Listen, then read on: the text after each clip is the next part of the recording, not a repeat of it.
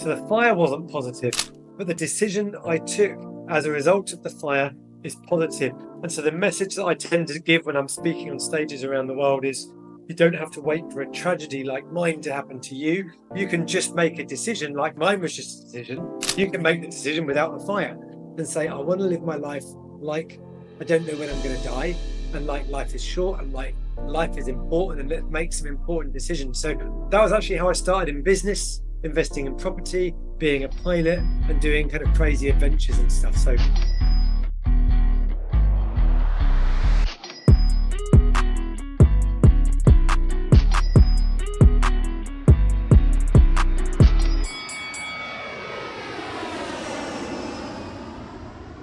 Hi, it's Robert here from the Side Hustle podcast. There's a reason why we say that twice. We'll get into that a little bit later, but we have a special guest on this morning. I met Alan P. Hill through a publishing opportunity with Brian Tracy, and he was in the last book that was published by Brian. We're in the next chapter, but there was some overlap on one of the calls. We got to meet. I thought he has an interesting story. I said, Alan, why don't we get on the podcast? And here he is, all the way from Portugal. Alan, how you doing? yeah, very good. Thanks, Robert. I really appreciate you having me on here. It's always a pleasure to connect. One of the great things that I found about being involved in anything to do with personal development, and obviously Brian Tracy is one of those guys. It's just the people you meet along the way. Often we're all seeking knowledge and information, how to do things better. And then this amazing blessing comes along where we meet some great people, always with fascinating stories. So I'm really honored to be here. Thank you for choosing me to be here. I'm really happy. Yeah. Yeah, and I dove into a few of your YouTube videos, dove into your website. You've been doing a lot of speaking around the world, and then we got on a call, a preliminary call, and Right. found out that you're actually working in a few different areas that kind of merged together or spun off of what you were Right. originally doing. But That's right. before we get into all that, let's take a step back into years gone by. What were you doing, let's say, in your childhood? Any sports activities, arts, any Yeah. special schools? And then, let's take us, next 5 to 10 minutes through how you Yeah. got into what you're doing today. Absolutely. Yeah, thanks for that. I mean, I grew up in a sort of fairly, let's call it average situation, sort of relatively middle class family. We had a few challenges along the way. My dad owned a business, it was a printing business, but there was the recession of 1990. We lost our family home. We'd actually emigrated to Greece, to Crete, a Greek island in the Mediterranean, and had meant to emigrate there for life, started learning Greek, and my family is four of us children, three brothers and sisters. We were there, but then my dad had challenges with the business partner. The guy was not treating him well, and we lost money and had to come back. Lost the family home, and so I knew from a young age what it was like to kind of see my dad doing well in business, but also literally losing the house and having to be in emergency accommodation. Six of us crammed into a two-bedroom emergency apartment that had been provided by the local government before we kind of got ourselves back on our feet again. So there was definitely that sense of boom and bust. Although I wouldn't ever say that we, as a family, kind of had lots of stuff. We were never really doing, four kids is a lot to spend money on. So I knew some hardships, got picked on a little bit at school, got bullied. And that led me to wanting to start karate, which was 30 years ago this year. So that's some of the things that, a bit about my childhood, and karate was a really great thing for me. Just although I had the challenge of being bullied, I liked the fact that off the back of that challenge, I had this huge blessing, which has lasted me now 30 years, of a sense of discipline, a sense of pride, fitness, strength, like all of this stuff. And actually, I kind of weirdly, as a young teenager, maybe other men listening can relate to this, I kind of almost wanted my skills to be put to the test. But maybe something happened with my body language and I walked different, people stopped picking on me. And so I mean, I did end up a few things happened, and I had to use the karate, but generally speaking, not much. But it was a great turning point in my life, learning how to take something that I wasn't happy with, and use it to catalyze a new stepping forward in my life and becoming a black belt, and something very exciting and challenging. And a similar story, but not because I was being bullied. I was always an athlete playing different sports, but a good friend who was a neighbor growing up was from Hong Kong. And this is in the 70s and 80s when, there wasn't a cap on, let's say, bullying. And my poor friend Michael was bullied a little bit, Michael Fong, and hope he's listening. I've reached out to him a couple times over the past almost 50 years, but he went into Taekwondo.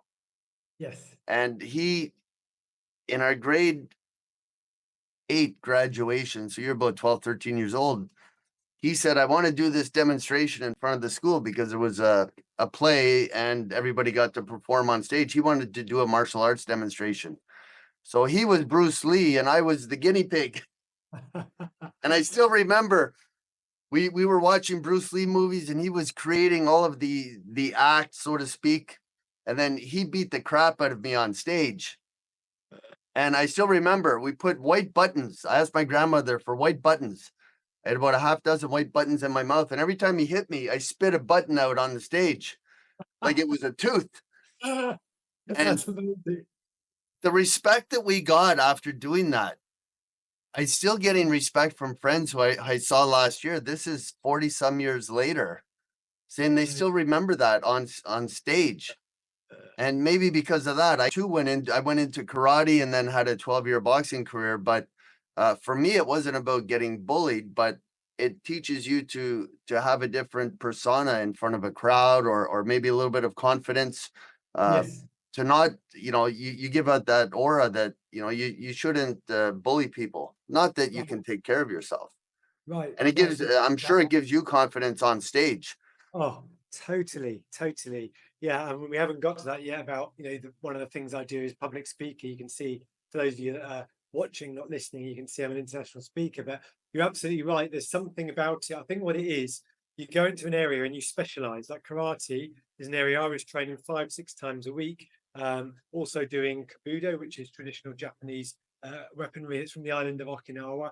So it's the things that you might have seen in the movies, the Teenage Mutant Turtles, the katana, or the swords, you might call them, or the tonfa, the nightstick, nunchaku, and sai daggers, you might call them, and things like that. All those different, in the bow, Joe, all those different weapons as well. And I studied a number of different disciplines, really. But the confidence that you have in that zone is based on what you have learned to do. And regardless of your age, you can do it or you can't do it. It's pretty self-evident. So in that one sphere, having the confidence, you kind of also, your body physiology changes because you're kind of having to train your body to do something. So you walk in a different way. That's what I noticed for me anyway.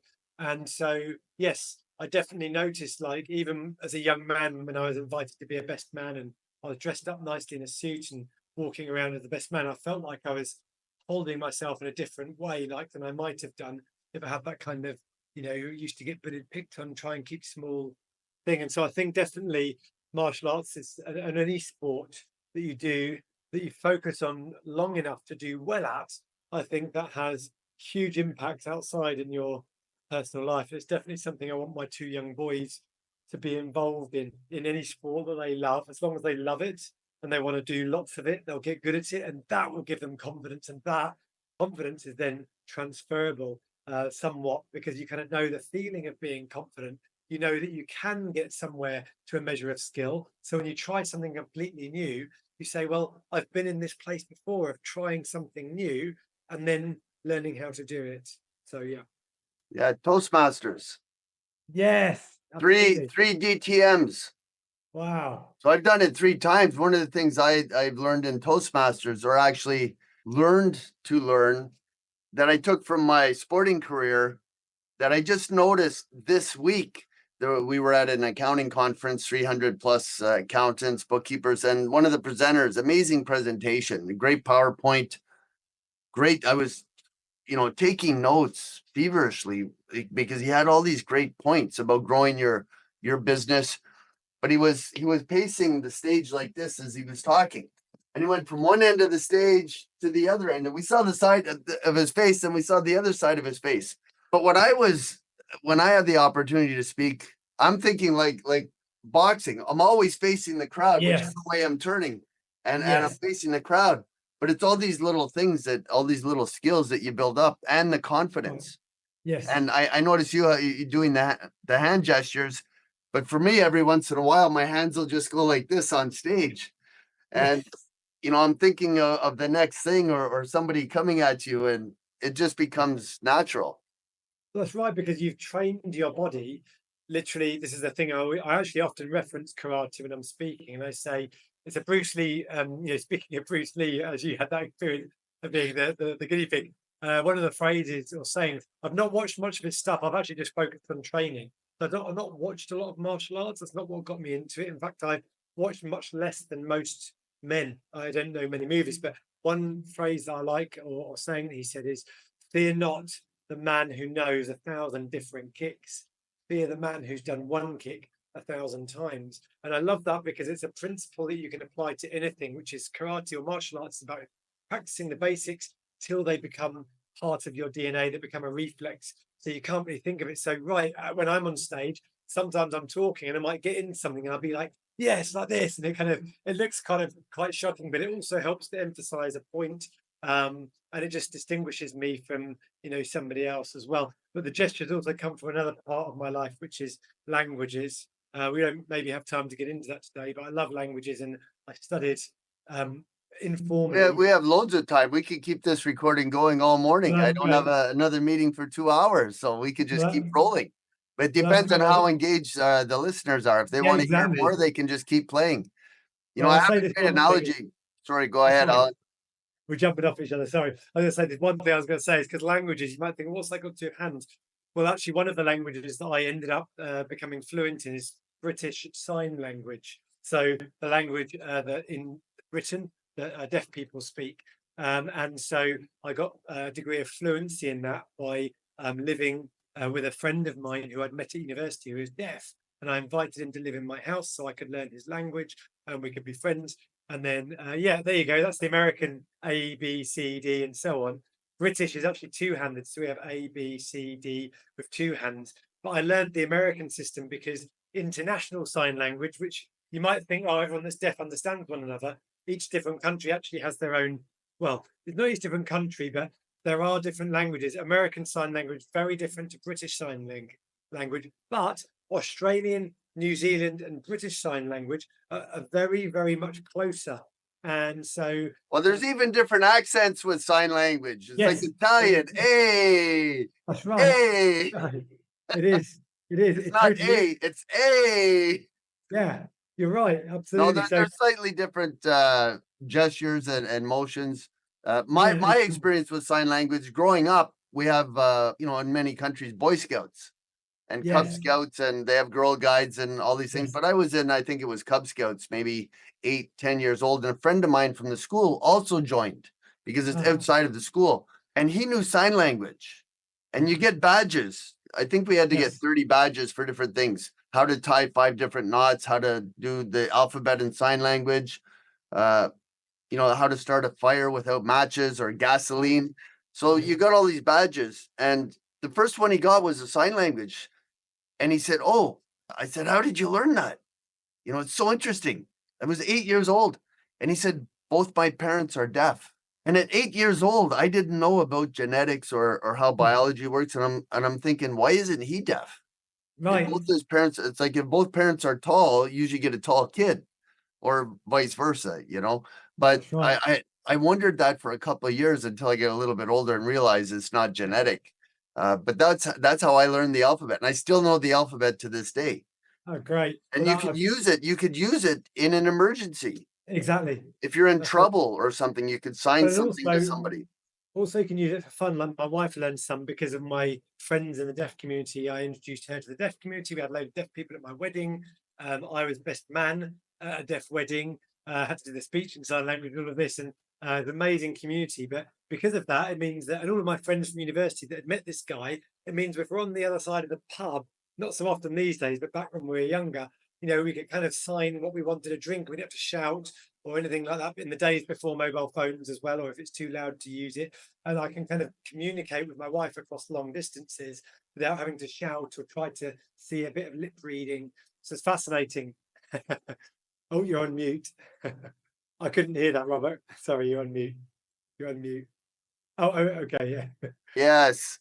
There my you go. my Thank you. my life story. There's trains that go by in the back here, so I put the mute on. They usually silence those when they do the edit, but I thought you would get the fu, so you can flip somebody the bird without flipping them the bird. Yeah, exactly. Yeah, no, I was trying to think you were trying to communicate about your sounds. So A little bit of a pun, not yeah, no, totally I can see intended. that. Yeah. So Yeah. these are little things that you don't mention in your chapter in the book, right? So these are Right. things we get to learn about you. So working, we're past school, we're past growing up, got a few stories, but how did you get into the working world? Did you always start as an entrepreneur? Did you work for someone else? Did you work in commercial business? No, it's a great question. Almost like 99% of like 98% of my life has been in it as an entrepreneur.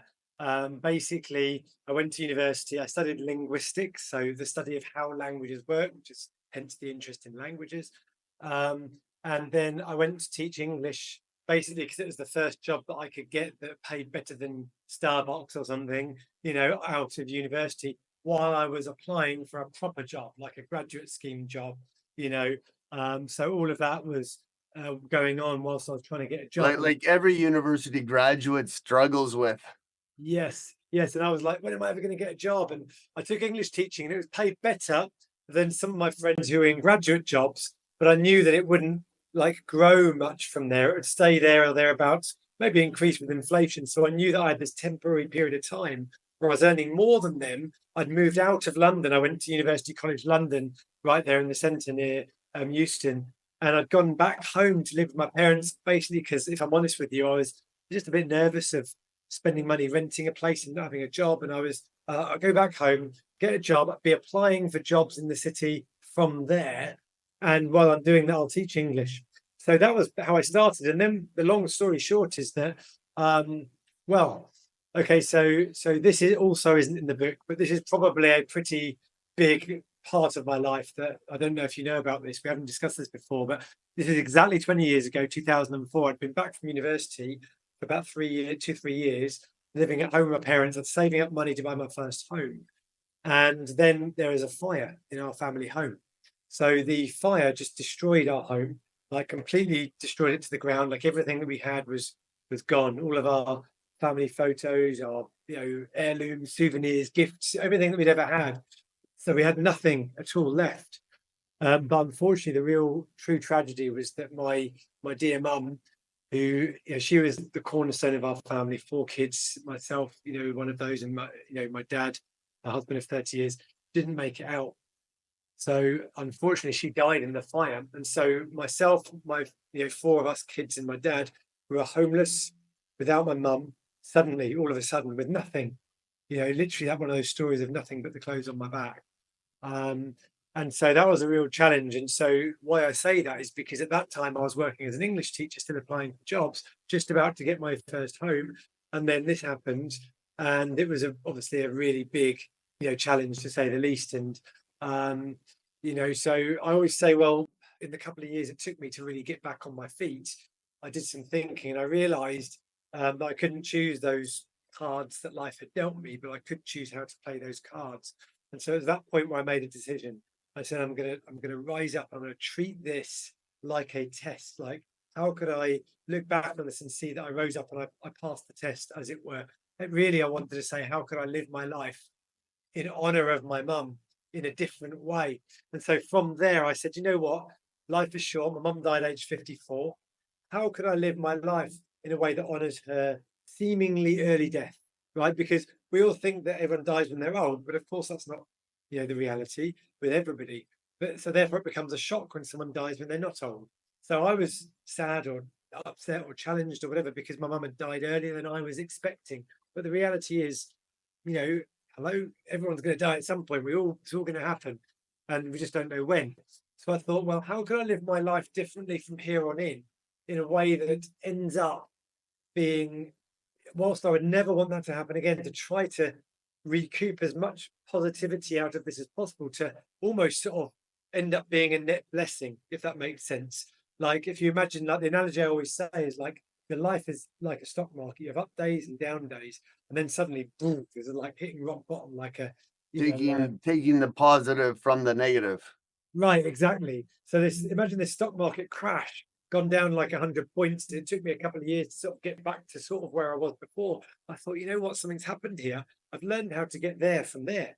So why do I need to stop now that I'm about where I feel like I caught up to? So I decided, let's live my life above that line of where old Alan would have lived and felt comfortable. So I started making different decisions. I started my business as an English language teacher. I started doing that on contract for the local government, basically doing what I'd done for the government services. It was adult education I was doing under government funding. I started getting contracts as a private training provider and expanding. And one of the first things I did to continue that mindset of how could I do things differently that old Alan would not have done is I then decided to fly out to Long Beach, Los Angeles, and get my pilot's license, because not because I wanted to be a pilot, but because old Alan would have said that's not sensible. And not the old Alan, the previous Alan. Previous Alan, yeah. The previous Alan, because you're not old yet. That's right. So young Alan or previous Alan would have said, no, that's not sensible. You don't want a career, don't spend the money. But now the new Alan was like, hold on, if I become a pilot, and let's imagine, I used to say this is a little tip I'll share with some of your listeners. This might be quite fun. Whenever you're trying to plan, well, yeah, let's talk about myself. Whenever I'm trying to plan a big life decision, I often do this like I did when I made that decision to become a pilot. I say to myself, let's have a conversation, an imaginary conversation with the Alan that's old and grey and maybe close to death. Would that Alan say, good decision, yes or no? And that Alan, the imaginary conversation went something like this. You don't worry about the money. I mean, money's going to come and go. You're like 27 years old. Go and be a pilot. You'll feel so different about yourself. In your mind, pilots are these guys up here and you're down here. So see what it feels like to be a pilot. Raise your idea about what you can do in the world. So I went and I did that. And then prior to the fire, I'd never would have done that. It wasn't sensible enough. It wasn't careful enough.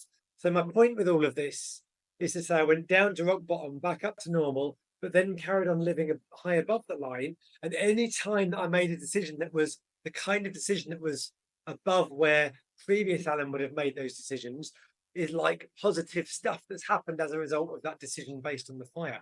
So the fire wasn't positive, but the decision I took as a result of the fire is positive. And so the message that I tend to give when I'm speaking on stages around the world is you don't have to wait for a tragedy like mine to happen to you. You can just make a decision like mine was just a decision. You can make the decision without the fire and say, I want to live my life like I don't know when I'm going to die, and like life is short, and like life is important, and let's make some important decisions. So that was actually how I started in business, investing in property, being a pilot, and doing kind of crazy adventures and stuff. So that was a bit of a long piece, but you can see it's got quite a lot packed into that. But here's an investment analogy: is they always say buy low, sell high. Exactly. When the cards are down, you go all in, whether That's it's right. property or stock or investments or your self-improvement. You know, we tend not to try and be healthy until we're not healthy. That's right. You know, Robert, what you said is so interesting. It's fact, I mean, of course you would say this, I suppose now I'm realizing it, because I'm quite a numerical guy, very data focused, and like you, I'm into finance and investing and things like this. And what you just said is interesting. It reminds me that sometimes I talk about it like this. This might sound very cold if you hadn't understood what I'd been through, but you can get an ROI. And what I mean by that is I always say, look, I've paid the price once of losing my family home, having all those difficulties, you know, the struggles, losing my mum, losing everything that I had. I've still not got more than 2 photos of myself as a child. You know, the thing is I've paid that price. So the decision I made was, how can I get an ROI out of that price that's already been paid? I can't ever unpay that, but I can keep getting an ROI from that. That's living above the line. That's getting more and more value. And the last little kicker that I think you'd appreciate, because you're somebody that is out there influencing the world with this podcast, and you wouldn't be doing that if you didn't have a mission to impact many people's lives. And my mission that I determined as a result of coming off the fire and stuff is this. Is that okay if I just share my mission with you? Thank you. So my mission, my personal mission, is to love, serve, and inspire the greatest number of people in the greatest possible way. I do so in exchange for exciting financial rewards, so I can raise the quality of life for myself, my family, and others, and enjoy the adventure of life. And so I truly mean it when I say, like, it's an absolute honor and a privilege. We need to put this that last 30 seconds on the lift, or here we call it an elevator. The Right, elevator right. pitch, that's your 30-second wrap up. That's it. That That's right. obviously thought about that and said that probably a few or a couple thousand times on Yes. stage. Oh, 100%. And that's basically why that mission came about. And it was like, so this is the last kicker that you'll like based on you being in that similar mission to me, reaching people, helping people. The numbers of people are important as well as the way that we impact them. And so it's about saying this is now living above the line. I'm speaking on multiple stages, multiple times a year in front of thousands of people. My biggest in-person audience, 2,400. Online, I've done 5,000 people on a Zoom call. So these are experiences I've had. We can get into that in a minute, speaking on stage stuff. But what I decided was every time that I tell this story on stage, or now, thanks to you, you've given me this platform for this podcast. Then, if I can encourage somebody in their life as listening to this, their stock market life goes up by 1 point today because they got encouraged, they got inspired, or they decided to make a new decision without waiting for a tragedy or a fire to happen to them. If there's 100 listeners all got 1 point positive, that's 100 points of ROI, of blessings in the world, where I've already paid the price. So now I'm not just getting an ROI on my own life, being a pilot, having a business. I'm helping hundreds and thousands of people all around the world. And I've now taught in 24 different countries in multiple different languages, and I'm doing it. And every time I tell this, it's like, even if everybody in the room just gets a 1 point blip for that day, I've paid the 100 blips down, done, that's paid. So now if I go into a room of 500 people, that's 500 positive little moves upwards. That's just continued leverage and ROI, which is exactly what you get onto with your business focus being in taxes. So I thought I'd just connect that back nicely to what you do, for the MrTaxes stuff and helping business owners achieve their goals financially. This is something that it might sound like soft skills, like personal experiences, but actually you and I both know that what we learn out in the real world, the University of Life, can have ramifications on what we do in terms of getting a good ROI on a property investment, like I help my clients, or like you helping people with to get the fantastic financial outcomes in their business. I'm gonna go back to basics. You were talking about we were talking about Toastmasters and Yeah, the challenges. I came up with a great analogy for Toastmasters because I've done a fair bit of speaking, yeah, and somebody said, "Oh, you're in Toastmasters? That's for beginners."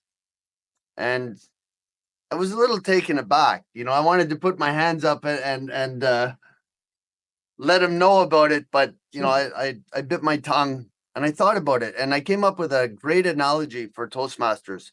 And the analogy is to a great baseball player, Ted Williams, in the 1940s. And he was the last Major League Baseball player to bat a 400 average. So every time you go up to the plate to hit the ball, if you get on base, they take the number of times at the plate versus the number of times you get on base. So 4 times for every 10 at bats. wow, The highest average, and I just looked at it here because I didn't know, is 3.18. That's the leader. Nobody since 1940 has hit a 400 average. And they were looking for Ted Williams for weeks. The media, he went into seclusion. Nobody could find him to get an interview, to find out what he was doing to achieve this. And he was just below 400, just above. Like every time you go up to bat, it makes a little difference. And some people were pulling for him. Some people were hoping he wouldn't get it because they didn't think he deserved it. And a reporter found out that he was going to the baseball diamond at 5 o'clock in the morning. This is before all the players would show up for morning meetings and practice. And he would put the ball on a tee. So it's like a cone, and you put the ball on top. And they do that for players that are 5, 6, 7, 8, 9, 10 years old to practice hitting the ball. And it's for eye, bat, ball coordination. Because the coach told him, he said, I think you're looking at where the ball is going to be instead of watching the ball make contact with the bat. So he went out and he was doing the basics every morning for the last 3 weeks of the season. These are things you do when you're 10 years old.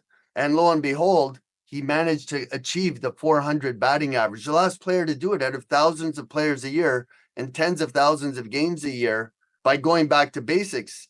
And I went back and I told this guy, I said, Toastmasters is like Ted Williams. yeah, It's the basics, but you need those basics. It's the same with martial arts, isn't it? You've done martial arts. We always say, stick to the basics, keep practicing the basics, like that Bruce Lee quote I said earlier. Fear not the man who knows 1,000 kicks, fear the man who's done the same kick 1,000 times. And to your point, when I'm out there speaking on stage in the early days, all I got given was 3 times a day, 5 minutes on stage. And most of that 5 minutes was getting the crowd reared up and dancing if it was that kind of an event. And I had like literally maybe a minute or two of talk time. But what I did was behind the stage, backstage, behind the scenes, when I was at those events, I would spend 40 minutes doing that same 5 minute piece as if it was a karate kata, exactly repeating the same thing 8 times in a row to get it to 40 minutes, just until I felt like that was part of my DNA. So I over prepared, just like this guy did. That sounds very basic. Some people in their ego and they're like, look, I'm a great speaker. People understand, fine. But what I learned about doing that, I went so deep that because I was no longer thinking about anything, because it was literally like I got it to a point where I'd know exactly which part of the stage I'd walk to say that bit. Then I'd walk to that stage. I knew my gestures. So when I was on stage, instead of like being blinded by the spotlights of 2,000 people in front of me, my brain was thinking, oh, I just noticed that my eyebrows weren't as high as last time. And that's was I smiling enough? Did I connect there? Did I use my arms enough? And I started to get into real details like facial expression, intonation, use of hands, moving around the stage. And all of these things came because I was no longer up here thinking about what I had to say, because it was automatic, and I started noticing the little details. So coming back to your point about the baseball player, I was doing what many people would be if they're like a successful millionaire businessman speaking on stage at the Millionaire Mind Intensive like I was. They're like, why do you need to practice to teach some people how to dance? That's just for kids. But no, I took it as seriously as I could and said, I'm going to make the best job that I possibly can of this. And I teach other people coming through the same ropes to do the same thing now. Treat it like a kata and just repeat it over and over. It's discipline, and discipline leads to confidence. Yeah, we just we're in the middle of a 12-city tour here in Canada, funnymoneytour.ca. So we engaged the help of two professional comedians, two top comedians here in Canada. I'll give them a shout out, Justin Nickel and Ryan Williams. After our first event, and I've spoken hundreds of times, but this is a different size venue, and this microphone, it's fully equipped. After we go on and do our little gratitude thing for our clients, and then the comedians come out and do their thing. And he came to me, Justin came to me, and he gave me a great piece of advice. And he doesn't know the sandwich approach from Toastmasters. He just gave it to me. He said, Rob, man, you're looking at the ground. He said, we can't hear you at the back of the room. I said, yeah, but there's a microphone. He said, even if you have a microphone, he said, somebody gave me this advice when I started. He said, speak like you're speaking to the person at the back of the room. Yes. And I went up on the second set to introduce the second guy. And he was at the back of the room. I looked over and I kind of went like this. I was talking and he goes, because I was doing it a little too loud. So I just turned it down a notch, and then he gave me the thumbs up. But it's all those minutia things. So let's step away from speaking here, because everybody has their own style, etc. There's a few things up on the screen that people can see: published author, property investor, international speaker, and those all go well together. And you'd sent me a message through our group chat there about the book. Yeah. Let's talk about the book, but also about the property investment. And let's do a shout out here. What type of people are you looking to show up at your events? Maybe give a plug for one of your next events. Sure.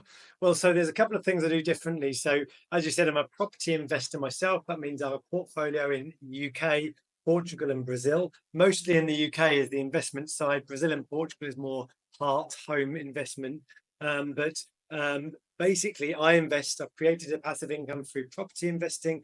As a result of doing what I do, people just started asking me to help them. So I ended up essentially helping people do what I do, which is using a data-driven, numbers-based, ROI-focused approach to help buy cash-flowing properties. So I help usually high net worth individuals, often business owners. Usually my clients are the sort of people that have 6 figures in the bank, at least 100, 200, 300,000 pounds or dollars, ready to invest. And they want to just get another form of passive income, so they're not just reliant on that one form, which is actually connecting back to what I talk about in the book.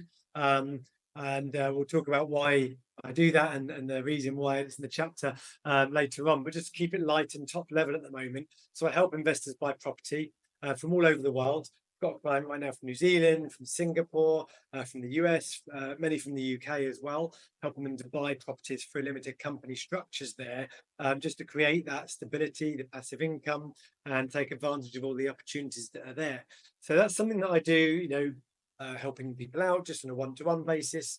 And I'll tell you what connects to the book there in a moment, because something happened a few years ago about that. But the speaking is actually quite separate. So speaking I do at the moment, most of the speaking I do, I'm kept so busy by an organization that promotes events around the world called Success Resources. And they're the world's largest event seminar promotions company. They bring Robert Kiyosaki and Trump and Richard Branson and Bill Clinton and all of these former prime ministers and business owners and Alan P. Hill. And Alan P. Not Hill. forget Alan P. Hill. Exactly, and Brian Tracy, actually, of course, as well. So all of these, all of the people you've heard of, they've had them on stage and taken them around the world. And so me working with them at the moment, I'm teaching content by a gentleman that you may know, a fellow Canadian who is known as Mr. T. Harv Eker, or the Harv Eker, and he wrote a book about 30 years ago called The Secrets of the Millionaire Mind. And so that book is actually a book based on his training program called the Millionaire Mind Intensive. And so that's what the program that I'm one of about 4 speakers in the world that can teach and deliver that program over a 3-day weekend. So I get flown around the world doing that. Because of that, I'm so busy that my own programs are kind of put by the wayside. I just do this for them. I love doing it. I get big audiences. I get to fly around the world, work with the international team. And so that's the advantage of doing it for them. And I really enjoy it. And it's on point with my mission. So that's one of the things I do, flying around the world. And if anyone ever wants to see me speak, you can literally just Google Millionaire Mind Intensive and you'll find where all the cities are that are being going on. But there's usually 40 or 50 events per year happening. You might see online at any time 5 to 10 events in Europe and Asia mainly. Sometimes it goes on in America and South America, depending on what the promoters are doing, but very common at the moment in Asia and Europe. Although we do have North Americans flying in to join us in those places. So that's something that I do essentially as a professional speaker. So obviously I'm paid very well for that. And I do that because my skills are very much in demand. So for people that kind of want to know how to become an international speaker, I just say, look it up, come and watch me speak. You'll see there's an opportunity there if you want to study that further, and we'll teach you about that. But that's something I kind of did for fun as a bit of a hobby, because I became financially free at the age of 32. I discovered I was like, oh gosh, like I don't actually have to work. And so I went traveling all around the world, meant to be for 6 months. But it ended up being 27 months to 23 different countries. My wife and I just exploring the world. And we thought, rather than just taking photos of monuments, let's actually get to these cities and meet people. So in 15 of those countries, we actually did 3 seminars on success and financial freedom. And we, basically trained people and spoke to people and met with them, found out their challenges and their problems. And so that was kind of how I got started on the speaking journey. But in terms of my business and stuff, it's mainly property investing and helping other people achieve the same. And that's pretty much, everything that I do, with a little exception of very rarely if someone asks me to, I'm, a fractional CFO or a part-time FD for businesses if they need some advice about their P&L and their, balance sheet and how to, that kind of, not the tax side of things, but just more, I know that you probably do this as well with your clients, but helping them to think more about that. But that's not something I'm focusing on growing. It's just that people have met with me, they trust me, and they've asked me to do extra work for them. And I don't mind it. It's fun, it's engaging, and very we did talk about that briefly on the call the other day, talking about the technical part or component. There's a mechanical part of business, the accounting, the daily bookkeeping. There's the planning part, planning ahead, forecasting, but then there's also the mental aspect of business and all the overlap. Exactly. That's what intrigued me about our conversation the other day was, maybe you didn't recognize it in what you're doing. And you said, you kind of said it as a preclusion, saying, well, I do fractional CFO work and I work with some clients, but that's the fun part of it. I'm doing the same thing right now, but on a different scale. There's a couple colleges. You can see the back end of one maybe out the window here. large local college, and there's three right in the vicinity here. And we do mentorship with some of the marketing students. So I Nice. have two students every semester. We go in as business owners, and they do it kind of like a Dragon's Den or Shark Tank type event where we're competing to see who we can work with, and they get to choose us. So we have to get up and pitch why we're a great match to work with these students. And they're Oh, fresh. They don't know anything about business, but they're so energetic. And I find I get so much from working with them, because people ask me, why are you getting up at 8 o'clock on, yes. meeting at 8 o'clock on Monday mornings with these students? They wanted to meet at 7 o'clock. And I said, let's find a happy medium. So we meet at the local coffee shop, and I treat them the coffee and a muffin or a treat, but we spend an hour every week for an entire semester, and they have a whole curriculum. And I love the Amazing. idea that they have everything planned out every week. And I get a lot from that, just like you probably get a lot from doing the fractional CFO work. I do. It's the same actually with the speaking. Like, I don't need to do either of the things that I do from a financial perspective. And often I think, and I often address this on stage actually, because the program's called the Millionaire Mind Intensive. And because of that, I don't usually go around telling people that I've just met, hey, I'm a millionaire. It just seems a bit weird. Sometimes it can be inappropriate. But when I'm on stage teaching the Millionaire Mind Intensive, you think, well, who is this guy and why should I listen to him? So I have to give them a little bit of my background to kind of earn the right to be teaching them. Like, why should they listen to me? True. So then I'll tell them, well, I've built several multi-million-pound businesses. I've got a multi-million-pound property portfolio that produces a passive income. I say, well, it's not to impress them, but just to let them know that I've got, not the piece of paper that says I can teach them, but actually, which I do have that too, but actually I've got the life experience that's relevant to somebody who might be thinking, has he done what he's teaching? Because so many people talk to me and say, my dentist said I shouldn't buy this property. I'm like, why are you listening to your dentist? Unless it's got 17 properties or something, or like then like, what does he know? I mean, that's not the exact example, but you take my point. And so I love what you're doing with those people, because it's making a huge difference in their lives. And what I say to people is, I don't need to be here. Yes, I do get paid. Let's not beat around the bush about it. And I like to earn money. I like to do nice things with that, and maybe treat my kids to something, or go on holiday, or whatever it is that I can do with that extra money. But then that's fine. That's what people do. I don't want to stop working just because I don't need to. I love doing this. I get a buzz out of it. Tony Robbins talks about different human needs, and one of them is the need for he calls it uncertainty. You might call it the value of adventure. And for me, going to a country that I don't know the people, I don't know exactly the team I'm going to be working with, I don't know the audience I'm facing or the challenges that I might face, and I'm going through and teaching them. But it's the kind of the same thing that I'm teaching, so I get very good at it because it's exactly the same curriculum. Then it becomes a really interesting adventure. So I do it because it's part of my mission, as I said earlier, to love, serve, and inspire the greatest number of people, but also in the greatest possible way. So the number is about speaking on stage. In the greatest possible way is the one-to-one stuff where I really take them through, and just like you do with your mentoring, where you're helping somebody personally make go from whatever their point score is, like we were talking about, up 10 points or 15 points. And when I'm on stage, I might get some people up 5 or 10 points and some people up 1 point. But when I do one-to-one, just like you, it might be a 10-point jump up. And so I'm helping one or two people with big jumps and lots of people with little jumps. Maybe I'm diminishing what I do, and maybe I'm doing lots of people with big jumps too. I don't know. But the analogy is there to say it's about helping the number of people and helping individuals in a good way. And I love to do both, because not everyone can afford to work with me. I'm not cheap in what I do, but when I go on stage, people can afford to come and pay for a low-cost ticket to be there, and then they can learn from it. And I love that. Yeah, that's great. Working with these students, the two that I'm working with now, they're usually individual, but they actually wanted to combine their businesses. There's a little bit of overlap. One of them had the idea, because they have to choose a project. One was a ghost coffee shop. The other one was a remote coffee kiosk with drive-through. So just, on a busy freeway, just park it on the pull-off area. And they said, well, why don't we get together and combine our ideas? So they're working together. And the reason why they chose to work with me, I stood up. There was two of us that were interested in working with these two students, but I had a personal vested reason. I don't even drink coffee. I've never drank coffee in my Right. life, but I have a friend who's also a client. His father passed away prematurely about a year and a half ago, much too young, like your mother.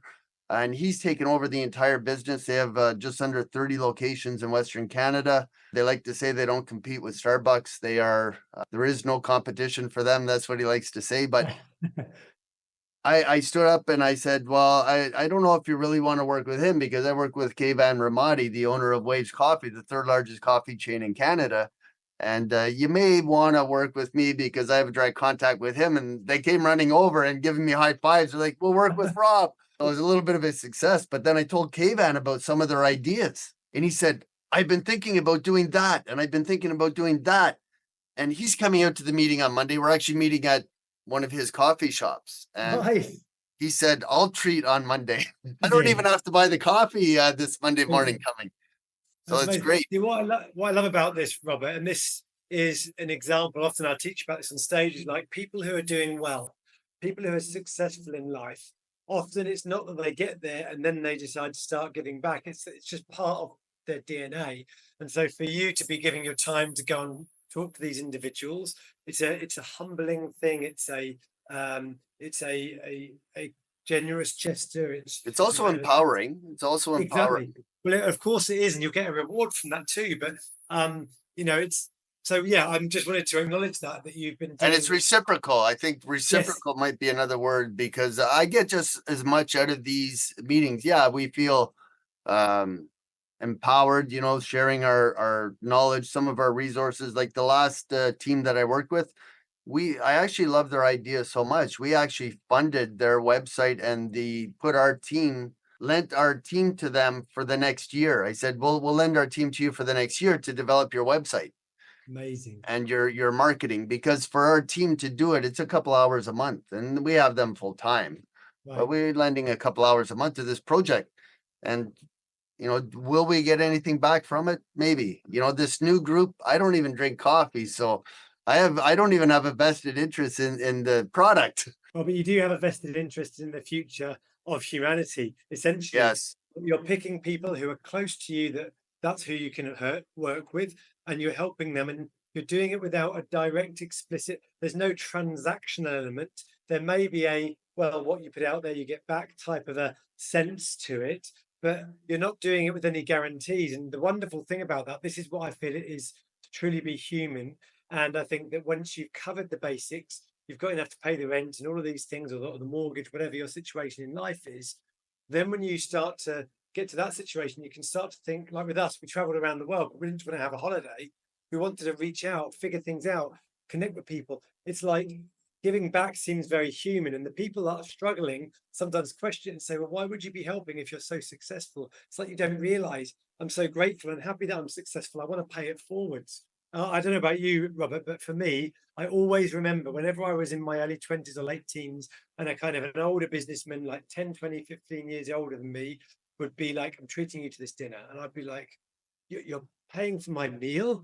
That's so much. Wow. I mean, how can I ever repay you? I mean, I was really like blessed by this kite. I felt I was like very generous. And they just said to me, do you know what? Pay it forward. They didn't use those words. They said, when you're my age, I'm sure you'll just do it for them. I was like, wow, I'm in this kind of club where, you don't see the other members of the club, but you've got this baton that's been passed on to you. And now it's your job to pass it on and tell them to pass it on. And you never know, it's like a chain letter. You never know where it's going to go, but you definitely know if you keep doing it, it will have an impact. And it's just a wonderful thing. It's that real deep sense of meaning that I think some people, when they think it's not just about the money, it isn't. We love success. I love doing good things with money. I love ski trips. I love traveling. I love nice things, just like everyone else. But there gets a point where you're like, I love to give my time to help people. And I think some people are genuinely surprised. And I think that's great that you're doing that with these people. And the point I'm saying to your viewers or listeners right now is, we've got both parts of it here. You're talking about helping people in a very deep way, 1-to-1 or 1-to-2. That's huge. And I don't do 1-to-1 so much. I do more 1-to-many, but with my coaching clients, obviously I charge those, but the ones that I'm helping on stage and the ones that you're helping 1-to-1, those are getting inspired and impacted in a big way. And we're making a positive impact on the world. And so that gives us a good feeling, which is a part of our reward now. But there's some other greater sense of being part of this big, amazing pattern of life, generational knowledge, the oral tradition. It's something very magical, almost spiritual. Yes, I think all I was saying really is just to touch on that fact that many people think, why do it's too good to be true if someone's offering you help. You know what? You go out there and you be open to receive goodness and talk to the right people, and eventually you'll find people that are willing to help, especially if you're not going out asking for help in the first sentence, which I think you'll I find. learned that lesson from my grandmother years ago. Really? Uh, when we grew up with a single mother, and me and my brothers used to race up on the weekends, especially when we moved out of home. We'd all end up at my grandmother's place on Saturday mornings, and we were racing there to see who was going to cut the grass first, who was going to help Oh, take really? out the garbage, who was going to help with things around the house when my grandfather passed away. And she'd always try and give us money, Mm.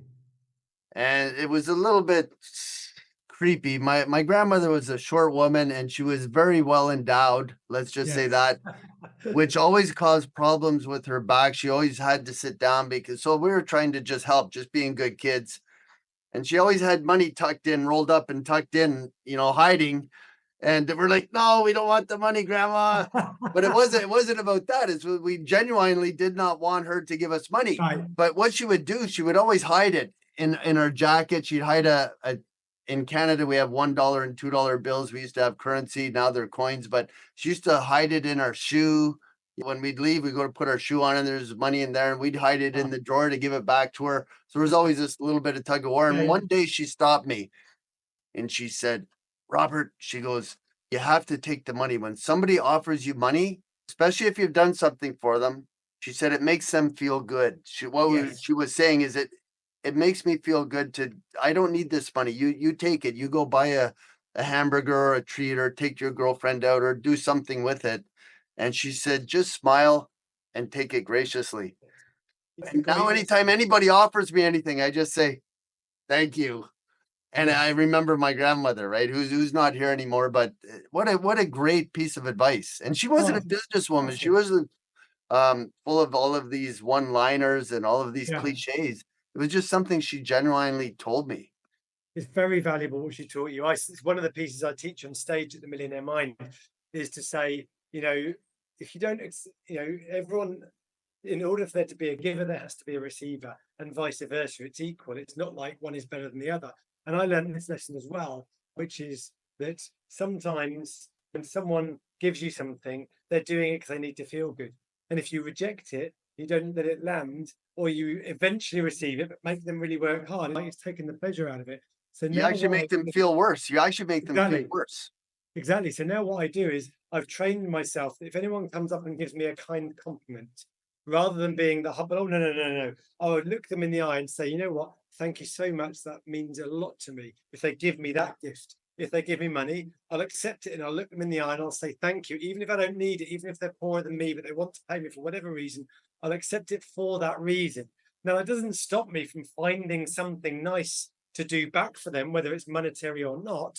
Well, I mean, I can give it to charity if I feel that way. The point is not rejecting that, not training the universe to, or God, or whatever you believe in, to kind of not to give to you, but to be open receiver, which people love. It's open, it's uncomplicated, it's just nice, it's just pleasurable. And so now I receive gifts, I receive compliments, and I say thank you. And then I think, you know what? If I can give them anything back, it's helping them feel good, and therefore I'm training them to go out in the world and be kind to other people. So I'll say, thank you so much, that makes me feel really good, or I really appreciate it, or whatever.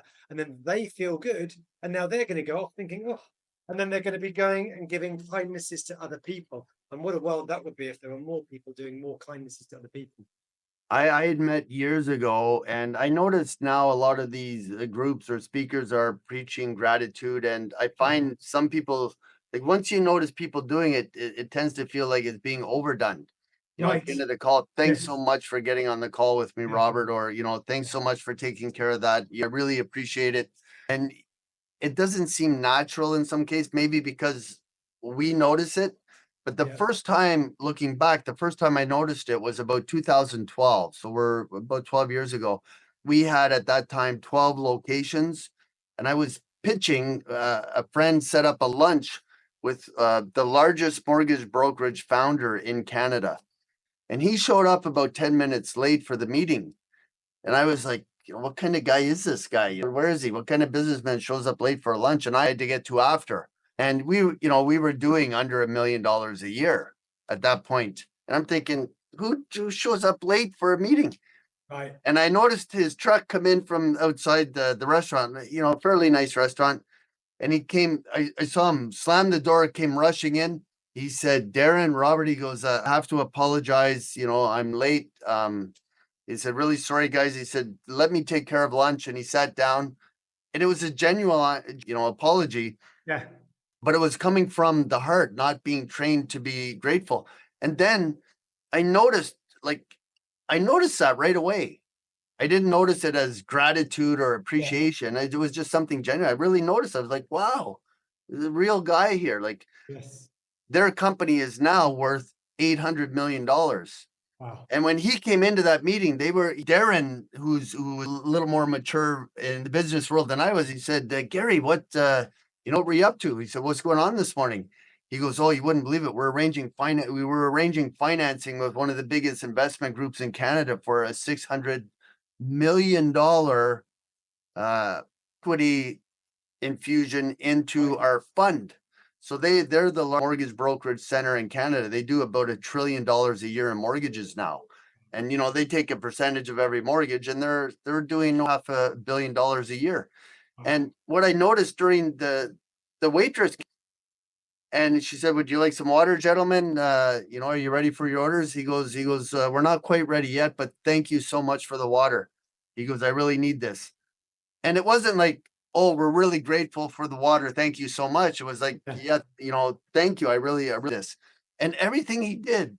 And that is why he's worth right now over $500 million. Right. Not because he practices it, it's because it's coming there. Exactly. And it's also just, about treating everyone with respect. Like as I'm traveling around the world, going to these hotels, I see a lot of service staff, cleaners, receptionists, and they get treated like any person who serves the public, not always that great. So if I see a cleaner coming into my hotel room, I'll always make sure to look them in the eye and say, oh, thank you so much for cleaning my room today. If I've got some cash, I'll give them a tip or something like that, like I did in Vienna just recently. And it's not so much about you're making their life change. Oftentimes they don't carry cash in those countries, and everything's paid for by the people organizing it. And I've literally got no cash. But what I can give is as acknowledge them that they're there. First of all, they're a human being, they exist. Hello. And second of all, just, a sincere thank you for doing your job. So usually I do this if there's a cleaner in the bathroom, men's bathrooms. I think it's not a fun job. So I say, thank you very much. I appreciate having a clean bathroom. And it's not anything insincere. It's like, I do want them to realize that someone's seen them. It isn't looking down at them. There's that too. But also, it's not just about making other people feel good. Sometimes, and this is not like the reason to do it, but like it's a benefit that came out, which so I just do, I don't think about it. Sometimes you might thank someone and treat them well, and then later you realize that they're the one that controls the yes or no on a decision for something that you need or want. And then they're like, stick after this guy here. All you did was like acknowledge their presence, and that's it. And then they're like, you ask for something that's a bit, you're like, oh, I need a glass of milk at the bar. It's just gone closing. So I want to make a cup of tea in my room, and I don't like the UHT artificial milk because I'm an Englishman. I like my fresh tea. And I'm asking for a favor for a glass of milk. And they're like, we'll close the bar, but don't worry, let me take care of you. I'm like, well, thank you so much.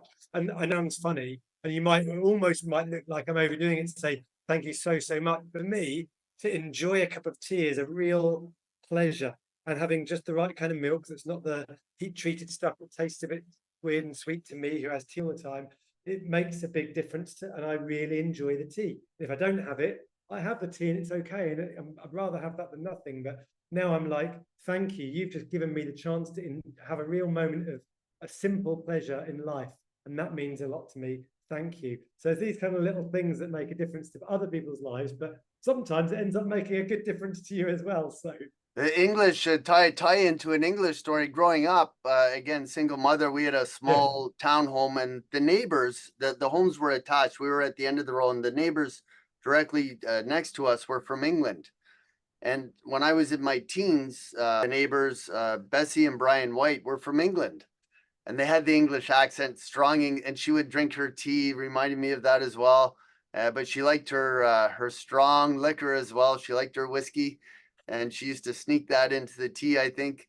But when I we used to cut the grass because it was a small, maybe 20 feet by 30 feet, maybe under 1,000 feet of lawn, and to get the lawn, I would just cut the grass at the front. The back, Brian would take care of it, but they were older. Yeah. Looking back, they were in their 70s and 80s. Yeah. But when I moved out to Vancouver, which is halfway across the country in 1995, she sent me a postcard every Christmas and every birthday Wow. until the day they passed away. So it was about 12 years. And the funniest thing about that postcard and the letters that she would write, they were all handwritten, sometimes a two-sided page, little stories about what was going on in the neighborhood. The annoying neighbor next to her, she would still tell me he's still annoying, he's still doing this and that, and he leaves the garbage on here and he still doesn't clean it up. And when those letters stopped coming, Brian passed away before, and she told me that he had passed away. So I sent a letter back. This is before cell phones and texting. But she used to address a letter every year from the White House, Ah, Bessie and Brian White. And the letter would say from the White House. And excellent. she was so funny. One time we were going out, we were underage, drinking, and we had Yeah. these containers with our alcohol, and we were going out to dance club, and we were 17 or 18 years old. And I guess we were all convening on the front, waiting for a friend to pick us up. There was four of us. She must have been listening from the window because she heard everything that happened in the neighborhood. And she comes down, she says, "Oh, you boys are going out to have some fun." She said, "What are you drinking?" And my friend Mike says, "Oh, we're just drinking grape juice, Miss White." She goes, "I think you better let me take a taste of that grape juice." And I was like, "No, you don't want to drink that grape juice." And she's like, "Yes, I do." So Mike pours her, she had her cup ready to go. And Mike poured her some grape juice, and she goes, "I told you I would like that grape juice." She knew exactly what she was doing, right? She knew exactly what we were drinking, and she wanted to get in on the Yeah. action. That's such a great story. I love that. I love that. So hey, we're over an hour here. We're giving our listeners lots of value. You've given lots of value. Let's finish up with a few Yeah. calls to action here for Sure. listeners. Sure. So a lot Yeah. of our listeners, they are in Canada. I know that you may make it to Canada to speak, but let everybody know what's coming up on the speaking tour, maybe the next speaking event, maybe some value add for the listeners, and how they can reach out to you Yeah. to engage Yeah. you for some interaction. Absolutely. Well, first thing I'll say is for any of your listeners that want to reach out to me, you can see my name there. It's alanphill.com. That's my website. So ALANPHILL.com if you're listening and haven't got visuals there. So you can just find me that way. But basically, what I would say is that, the reason I wrote that book chapter actually is, if it's okay, I'll just touch very briefly on that. Yeah, pointing the wrong way. If it's okay, I'll very touch briefly on that because that leads in very nicely to wrap things up for us. So it's a very short piece for people to realize. So this book, it's kind of like a chicken soup for the soul together with Brian Tracy, that kind of a style, where you get little short stories and each chapter has a different lesson. And so I've written a piece in that book together with a number of other authors and Brian and so on. And it just talks about my experiences and so on. But the gift is that, and I say gift, you'll see why in a moment, that for me, the reason I wrote that chapter is it's really speaking to business owners. And I know that you deal with business owners, naturally, that's what you do. So the reason I reach out to business owners is because of something that happened to me in 2020. Is it okay I can just tell them very briefly about that? Thanks, Robert. So in short, Christmas Eve 2020, I started feeling funny just at midnight mass, walked home. I mean, funny bad, not funny good. Went home, was sick, and then was repeatedly sick on Christmas Day and all the way through into the new year, and just took some medicine thinking it was an inner ear infection. Long story short, New Year's Day, went to a doctor. He sent me straight to the hospital. They scanned me after waiting around a few hours. I remember a senior nurse in a bright, scarlet uniform top, knelt down next to me because I couldn't stand, because I was sick, because I was dizzy and couldn't walk, and it was all very strange. And she looked me in the eye and said, "Alan, I'm so sorry, but I think you've got brain cancer. And if you haven't got brain cancer," she said, "even worse, it might be cancer in your body. It's spread to your brain. So we're going to have to get you in the cancer ward." I was like, "Oh my gosh." So it took them 5 days to get me into an MRI scanner because it was New Year's Day and they had a backlog of people to scan and all of this. And so I was sat there in a cancer ward for 5 days, pumped full of steroids to shrink any swelling in my brain and all these emotions and all of this stuff. And I couldn't eat and I couldn't see because my eyes were darting with something called nystagmus. I didn't know what was going on. And long story short is that after 5 days, they scanned me and found that it wasn't brain cancer. But I wasn't quite relieved because I didn't know what it was. I was still having these symptoms. In a way, I was relieved because in those 5 days, I was thinking, right, I've got a will. All right, I've got life insurance. But how is my 9-month-old boy going to know who I am? Do I need to record videos before am I going to survive? What's brain cancer? They can't really remove that very easily. What's going on?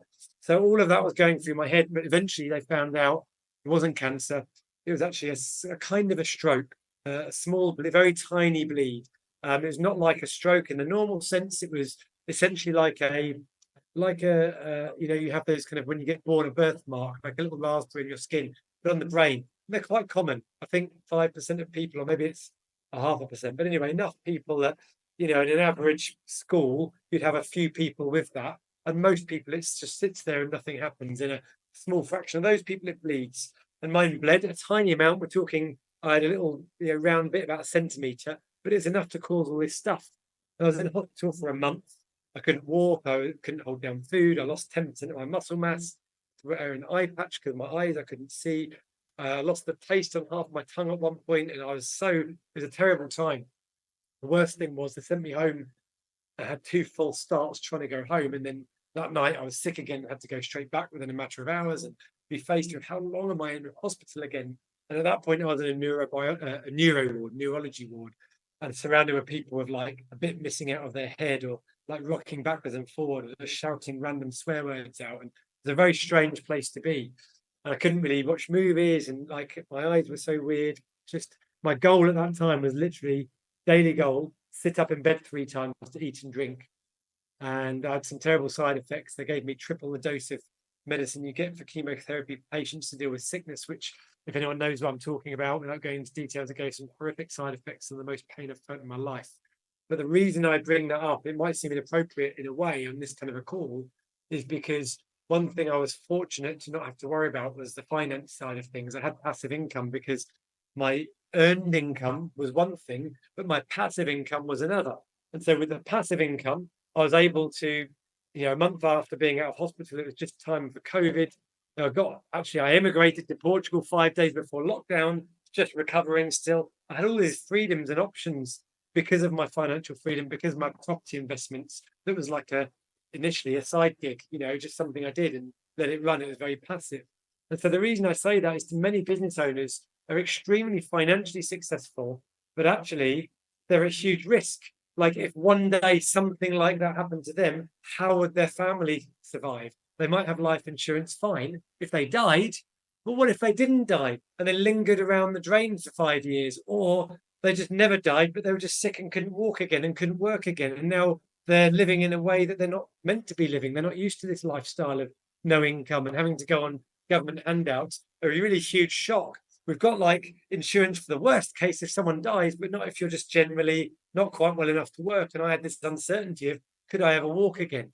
I had to learn to walk. So the point I did is I wrote this chapter in this book to help business owners notice that there's this risk, and to say one way of doing that is a set it and forget it investment, which is property if it's done in the right way. And because I come at this from a numbers basis, I look at all of the property deals out there and I help people learn how to do this for themselves. Even my clients, I say, I'll teach you while I'm doing it so you don't need me. Now, frequently they're busy business owners, they come back anyway, but the trust has been built. And this is a great general point for anyone in business generally. They say, don't give away the good stuff.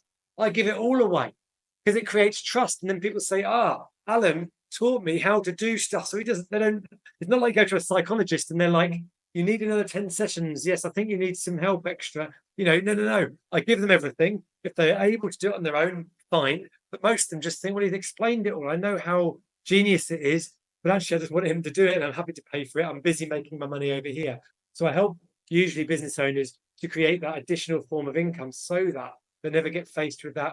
What happens if I'm sick or my business goes under? I've got this second backup, and then obviously set it and forget it. We all know that if done right, property can be a very lucrative way of investing in the UK. We have the top 100 rich list of the country, the Times Rich List, and every year it's published. And the majority of people on there either made their money through property or they made it through business, and then they held their wealth or it grew exponentially through property. So that's basically what I do. And for people that want to know more, they can just reach out on my website, or if they want to get hold of the book, I don't know if you have the facility to do this, but I'm happy to provide a link for your listeners to actually just access a free gift as my gift to your listeners for being able to listen to this. I know you may have a separate landing page website. We'll have the link. Yeah, We'll have your bio. If you're right, watching on YouTube, it'll be in the comment section. If you're watching right, on Spotify, it'll be in the links beside the play button. We'll have it all. If you can't find any of those, reach out to us. We'll make sure you get in touch right, with Alan. We were right, just at an event yesterday with our the guy that runs our insurance division at a real estate event, meeting the speakers beforehand, and then we just sit quietly in the stage, or sorry, in the audience. They asked us, they said, so what do you guys do? So we're licensed in Canada, insurance, investments, mortgages, and accounting. Very few that are licensed in all four. And in our book, we're in the next Brian Tracy book, but we're talking about the top 10 tax saving strategies, and real estate, no matter which list you look at in Canada, is always in the top 3. And it depends on somebody's personal preference, but Alan's an expert in the area. Reach out to him. His links are here. He's got a gift for you guys. We'll have a link for that as well. Read up on Alan. Thanks a million for coming on. And final word to the side hustlers here in Canada. We'll give you the final word.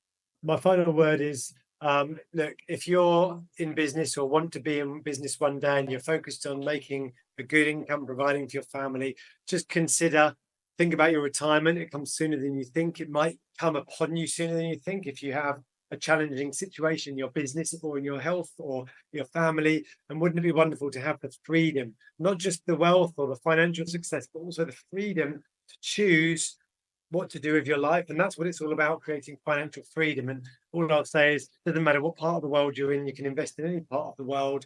I help people invest in the UK, and I'm more than happy to help you. But whatever you do, just consider what's right for you. If there's someone selling you a deal or a property, ask good questions, look out for red flags, assume that there's going to be something wrong with it, because there's a red flag with every deal. You've got to dig deep enough till you find it and you go, hey, I'm comfortable with that. And always trust the numbers, be led by the numbers. I say to my clients, we do allow our gut or our heart to help influence the decision, but I say use that to veto rather than to decide. Use the numbers to guide you. And then at the end of the day, if you've got 3 deals in front of you and the numbers are already good, then you can use your heart or your gut to say, something feels off about that, I'm not doing that. But don't just go, oh, I'm excited about that deal, I'll do it, I'm sure it'll be fine. Allow yourself to be driven by the numbers. That's where someone like the side hustle, MrTaxes, Robert Stone team can help you, I'm sure, with that side of things. But for those of you that are curious about investing in the UK, do feel free to reach out to me, and I'd be delighted to hear from you. And if you just enjoyed this discussion, actually it means a lot to me, and I'm sure it does to you, Robert, as well, just to know what it means to you. If you've got a lesson, a nugget, just do share in the comment section wherever you've heard this. If there is one on YouTube or wherever it is, just let us know what was the most valuable thing you got from this. What ahas did you take away, and how can you apply that in your life? How do you think your life will be different as a result of that? I love to see when people learn something from something that's happened, a class I facilitated, or in this case the podcast that Robert's kindly invited me on. What is the key thing that you take away based on where you are in your life and your economy and your world at this stage, and how do you think you're going to apply it? The reason I ask you is, if you put that out there, you have to type it into the universe, into the world, you put it out there, then that energy is out there. And now there's even a greater likelihood of you making that come true. So I hope that I'm serving you by giving you that suggestion. That's the one call to action I'd say, is get in touch with me, get in touch with us on the comments, write down what you got out of this, what you intend to do with that nugget of wisdom, and how you plan to make that work. And then, of course, we'd be delighted to hear from you. So thank you so much, Rob. I really appreciate it. It's been great fun.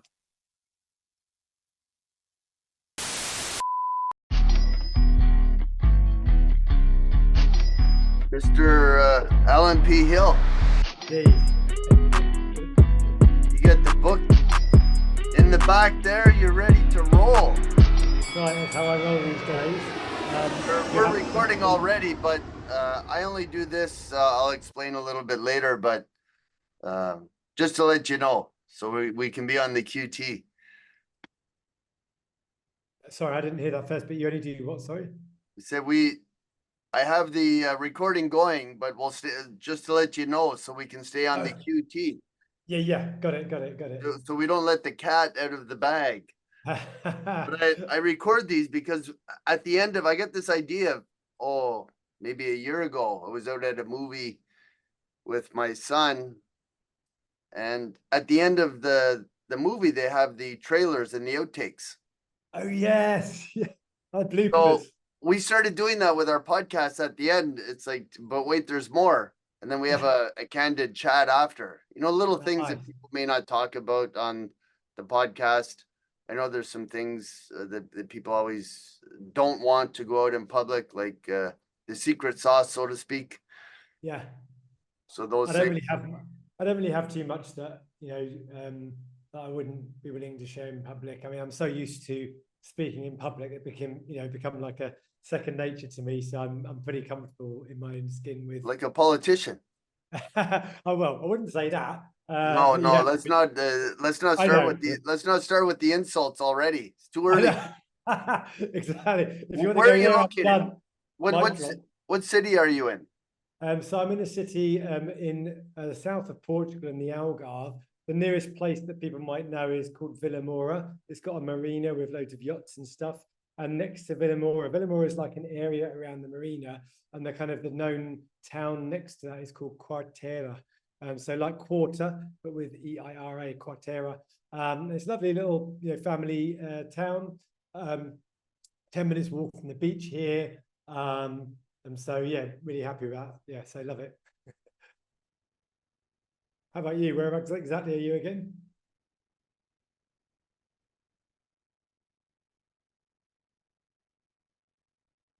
Oh, you're on mute. I just realized you're on mute. We'll just that's my life story on mute. So okay, good. That was probably the most interesting. I was saying, no, you're in a great place there, south of Portugal. I know you mentioned Portugal, but I was curious about the city. And you're doing a lot of traveling. You're just finishing off. Are you in the middle of a tour or at the end, tail end, beginning? How many cities? Yeah, coming to the end. I think it was this year. I think it was 14 different events that I've done. Some of the cities I've been back to twice, like Singapore, I did twice this year. Back by popular demand. Yeah, exactly. It literally was that. A few months later to do exactly the same program there. Yeah, at the moment I tend to do mostly Europe and Asia, but I've done events everywhere in the world. I've been on the stage in every single continent except Antarctica. But I tend these days to mainly be in Asia and Europe predominantly, just because of that's where I'm being taken. So yeah, I do get out a lot, but I enjoy it. I think if you encounter all the personal trips this year as well, various different countries. I think I've been to 18 different countries or trips or something like this. I have lost count slightly, but it's been fun. But it also comes with a sense of I'm glad when I get a little stretch at home. Like Christmas is usually like that. So I've got one more event in a couple of weeks' time where I thought I was doing my last event in Vienna just last week, but then I've been asked to go to Amsterdam in about 2 weeks' time, and that'll definitely be my last event. And then I wait for the year.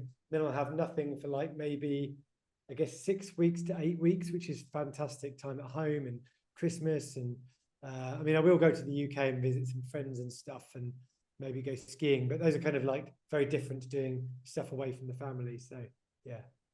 Yeah, we're doing a similar thing. I'm always a little bit jealous when I hear about all these speakers traveling all over the world or services that can be offered around the world, because our business, we're limited by the Canadian border. I mean, I could go speak in the US.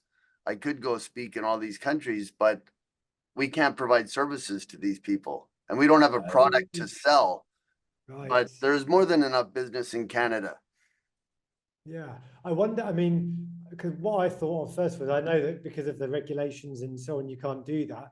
But what you were talking to me the other day about this amazing marketing side of your business that you've done, I just sort of wonder if there isn't a little something there for, accountants and tax advisors globally who want to kind of replicate a little bit of what you've done. We have thought about that. Yeah, Building funnels, building the marketing exactly. hooks, all the things we've done for ourselves could be done. The US is a massive market, but we are just so busy here Right, with the right, marketing we've done. We've had to turn the tap down a little bit. right, right. It's like drinking from a fire hose. Yeah, yeah. I mean, it's a wonderful problem to have, that you've got this capacity to turn business. Many business owners in the world generally would love to know how that's done and how you've done it, and would love to learn. But I see if you're busy, like you don't really Maybe that's do. the next chapter or the next step.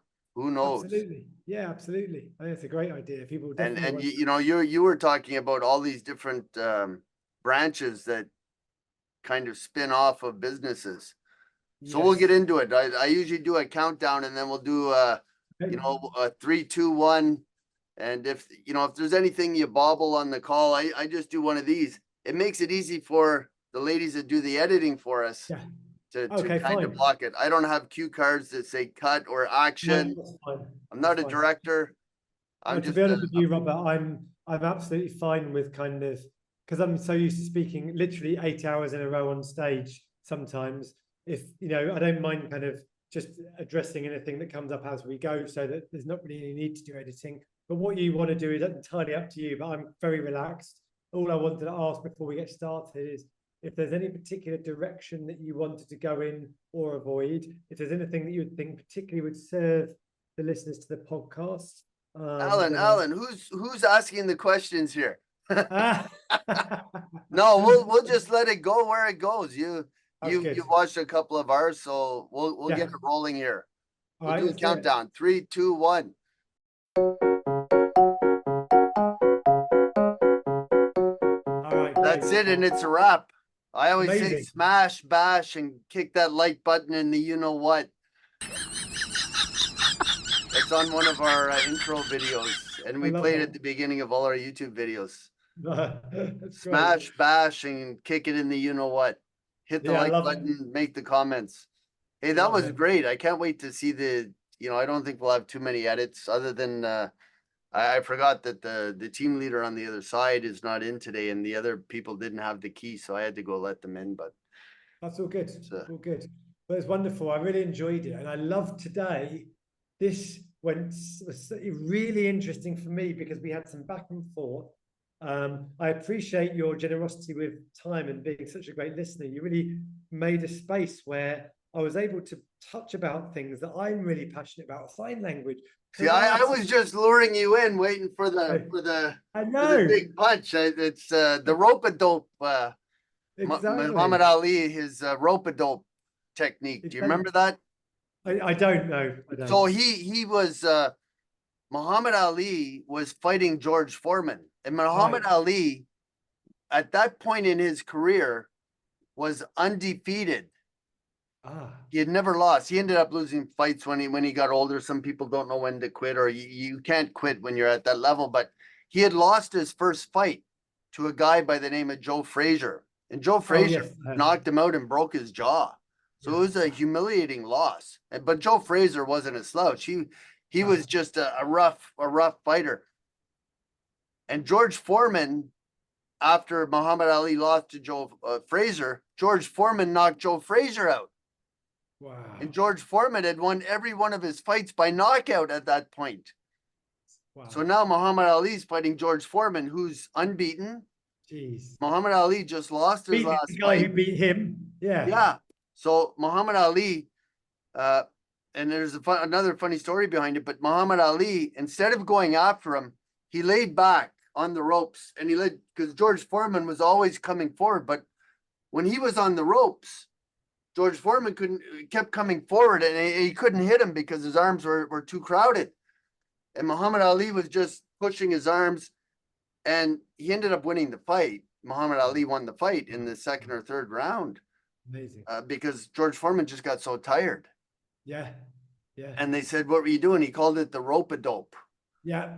So he doped him by being on the ropes. But then they interviewed George Foreman lost to Ali on that fight, and it demoralized him. He went into hiding for a year because he couldn't take the loss. He couldn't understand how this little man beat him. And then they asked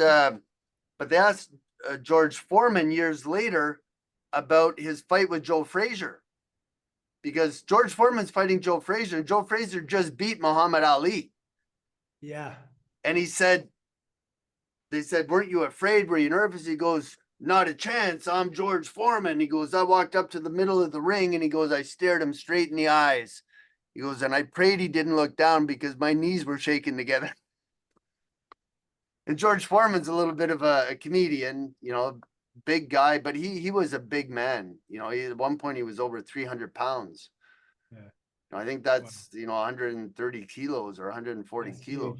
huge. That's like double my weight. Wow. Yeah, and 6'5", like almost 2 meters, and just a big man. So yeah, I did humiliated him when he lost. So Jeez. yeah, lots of Well, stories that, people say I'm a storyteller. I end up like when I do presentations, or like they some people, the nitpickers, say, "Well, you didn't give us much value. There was only one or two strategies, or tax strategies, or insurance strategies." And then other people are like, "Whoa, that was amazing. That story was great. This story." We're not in those presentations or on stage to give people that value. We're there to let them know that we're valuable. Yes, exactly. And also, here's the thing: is what people don't realize who've never taught, which is when you're speaking, you're a teacher. When you're teaching or training others or speaking in front of others, you've got to understand there's a room. They've got to understand there's a room there of people at different levels. If you try and give too much value, then a bunch of people go away over their head. Also, people can't concentrate for very long. It's so much better to give a smaller, like 2 or 3 points if you're giving a presentation max, and go into it and really make those points well. It's a bit like that basics point. I'd rather have, a karate class where I do 3 kicks lots and lots of times and get good at them than have 30 kicks, but like not be able to do any of them. How are you going to implement those strategies unless you've got some context and all of this? So I think you've done the right thing.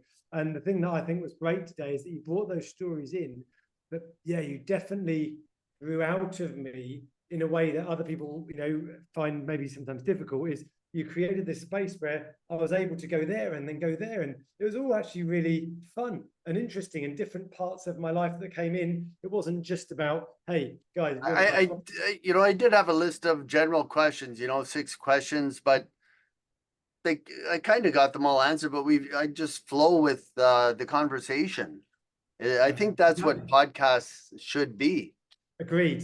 100%. It's much more natural that way. And flowing with the conversation is like, yeah, flowing. We both fighters. You flow with the fight. You have to deal with what comes your way and make the best of that, and not try to control. And having questions there means you're a professional who's prepared, but you weren't attached to them to be like, stop talking, I need to go to question 2. And then it interrupts the flow. The chemistry between us is something that you can't plan for. You just have to be prepared for, and you did a great job. So thank you so much. I really enjoyed it a lot, and I look forward, when you find this stuff, share me the links with all of the places you put it, and I'll do the same and share it as well.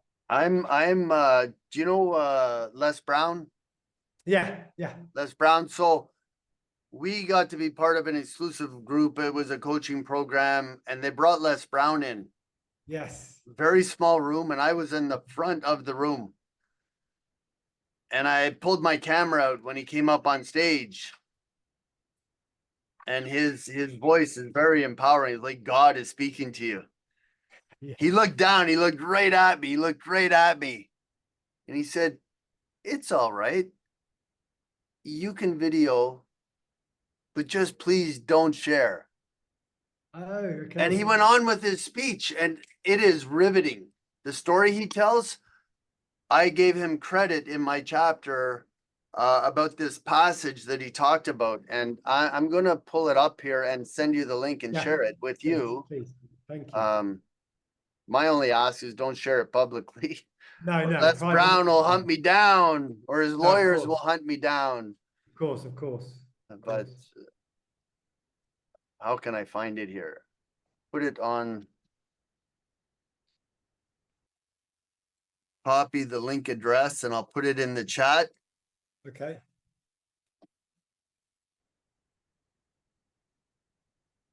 I'll also send you the link to, do you want me to send you on WhatsApp the link to the free ebook and also my Yeah, website? if it's an offer that we can put on the in the bio and everything, Yeah, we have it on about 6 different channels. There's Spotify, there's yeah. Podbud, there's a couple other fringe ones. iTunes, it goes up on iTunes, it goes on our YouTube channel, and we also put it on our webpage, our podcast webpage. Okay, great. It's a riveting speech by Les Brown, and I've seen him do it before, so he's done it many times. That part of his speech, but he talks about the cemetery being the wasteland of dreams not fulfilled, Yes, yes, achievements never accomplished, and it's exactly. every time I listen to it, I get chills. Oh, but he's such an inspiring guy, isn't he? Do you need a photo or anything for me to send you a photo or anything like that? I'm not sure how you do this, so I'll share it with my Facebook community because I've got I'll tell you what, Alan, if you can send them by email, just okay. send them by email. Yeah. I have to jump on go into another meeting, so Fine. that was awesome today. Great, me too. Really loved it. All They, right, they, I'll they let you might be able go. to get it done by today. The team doesn't. I know they don't have a lot on the agenda today. I'm gonna rush them to get it out there. Okay, where is your email address? I'm just trying to find it. I'll put it in the chat. I'll send it to you. Okay. And then we can wrap up and you can get on with your day. I can get on with mine. That's great. So there's the link for Les Brown. Don't forget when Zoom closes, they disappear.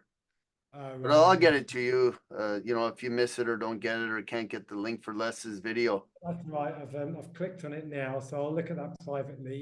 It's downloading just now already, so that's good. Right. So I just need your email if you can. Oh, you sent it there. Great. Great. Let me get that. All right. That is all I need.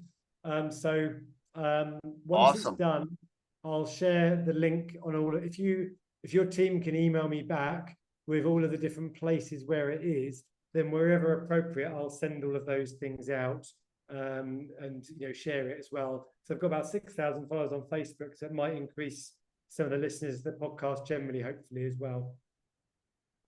There, I put the link in there for the podcast page. Oh, great. Excellent. Excellent. It's just our website /podcast. I try and keep it simple. Simple. Yeah, exactly. Exactly. All right. Put that on there. That's fantastic. I'll send you this by email. Do you want it to go to any of your team as well, or just Robert Stone? No, I'll get it out to the team in the Philippines. They're magical. Amazing. Amazing. With the editing. JJ and Gigi, Grace and Joyce. They don't like using their names, so we just gave them JJ and Gigi. Okay, fantastic. I've got teams in the Philippines as well for my wife's property management business. So good. So good. I'm just about to start with a part-time one for me to do some marketing. Actually, do you know what? I might want to reach out to you because I'm just starting with Go High Level. And yeah, anyway, we'll get on. I'll show you some deep secrets. And Grace, who's going to do the editing, she's going to listen to this and she's going to go, but I'm the expert. But exactly. coming from, there's a technical component, which they're amazing at. Yeah. But then there's crafting our marketing initiative, crafting the overall strategy. And I think we work well together. It works well. Yeah. Can't keep them as busy as I'd like to, but that's why we're doing these podcasts, Exactly. Well, I mean, I'm just sort of thinking like if they've already got the sort of knowledge and skills as to how to help grow your marketing, it's one of the reasons I was doing the book. I've started with Go High Level, but I really don't know what I'm doing with it. I'd be more than happy to kind of, potentially contribute towards the costs of those guys if they twiddling their thumbs a bit to help me and the Yeah, we cause. can look at it, and Yeah, but I think honestly, if you have somebody doing that, it's very easy for them to learn the technical skills. yeah, I'll show yeah, you yeah, from an overview what our strategy is with Go High Level and how to use the different components, and then you'll get your ideas from that, and then we yeah, can go back and exactly, forth. So yeah, let's exactly. get on another call this coming week. Sounds Once the great. podcast's released, I'll send it to you and I'll just say, hey, let's set up a call. Wonderful. And then the only other And I'll thing I'll get you the say, raw video. I'll get you the raw video as well. thank you. And then the last thing I'll say is, just in the spirit of, this wonderful group, if there's anything that you think that I could do that would be helpful to you, just ask. If you're not sure where to get help from, but you want to just ask, because I'm I'd love to, support your business. I think what your business does is very interesting. There's an overlap of my interest. It's not my skill area. I just help when I'm asked, but and I'm not looking at growing I into am the going to area. take you. I am going to take you up on it, and I say that with a smile, like Grandma told me. Yeah, there you Number go. one There you is go. Robert Kiyosaki, some way, somehow, and then the Yes. next one is the group, the srglobal.com. So Yes. somehow reach out, because I've done a lot of speaking. I speak on the technical components, but I weave a lot of the stories in. I believe I'm engaging, but who knows? Nobody's come out and said, hey, let's write a book, Right. not yet. So we've had to do it ourselves. Exactly. So I think the speaking on stage stuff, I mean, I've got quite a lot of experience in that now, nearly 10 years in the business. So I'm doing it for myself and with Success Resources. So more than happy to talk about that.